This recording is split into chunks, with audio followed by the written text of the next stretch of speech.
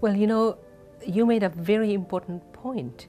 The point is that you had knowledge from here, there, you were exposed to different things, but the important part is recognizing that how do you put it in the right way.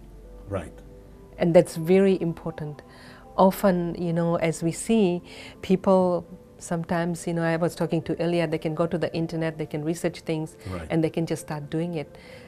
Often enough, I think we need sometimes to show up to a learned teacher or somebody who has experience in some of these teachings, where you can sit with them and really learn the proper techniques. I was just recently, I was at one of the conferences where it was mentioned that more people are getting injured through yoga than other things.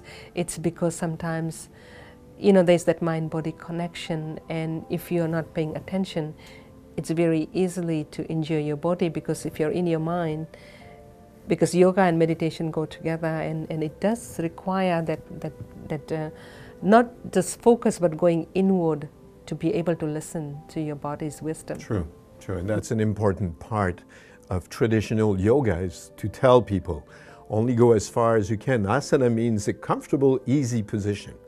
So you have to go a little bit beyond your comfort zone, of course, when you practice the asanas, but not to the point where you hurt yourself. That is why, I don't want to name any company, but yoga is where you overheat the body. Allow you to go much further than you should, because it kind of artificially, temporarily makes your body super hyper flexible. And then you go further than you should, and then you can injure yourself quite badly. I'm smiling. The reason is exactly know what you're talking about. Yes. And in my experience, I did long time ago. I had to try it out to check it. And yes. So I've gone into one of those heated places, and first of all, I had a hard time breathing. Oh. It's just, so we'll just drop this yes, topic yes, yes, right here. yes. But coming to this place of Yes. share how you first really become aware that yoga should be part of your life. Yeah. Well, this book definitely by Satprem was a revelation. And then I went to the library and I was looking for a book to learn how to meditate. So how lucky was I? Very. I discovered this book, Concentration and Meditation by Swami Shivananda Saraswati. And this is an amazing book. It was actually the first edition which I read and studied was in French, because this French publisher, Jean Herbert, he went to Rishikesh, met with Swami Shivananda and said, Swamiji, we need instructions. How do we meditate? So I studied that and I started to practice right away at my meditation room in the basement.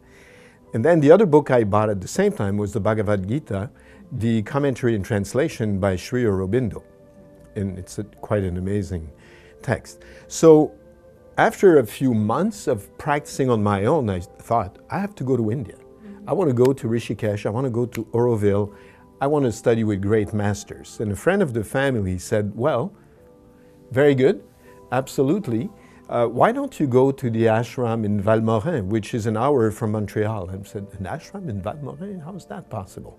She didn't know who it was, she didn't know anything. She said, just visit, maybe you'll like it. So one day I just hitchhiked. I'm very young, I'm actually 17. And I hitchhiked to the ashram. It's not very far, it's in the mountains, very beautiful. And then I arrived there and it says, Shivananda Yoga Ashram. I could not believe it. Like I wanted to go to Rishikesh to be in a Shivananda ashram, and there it was an hour from Montreal.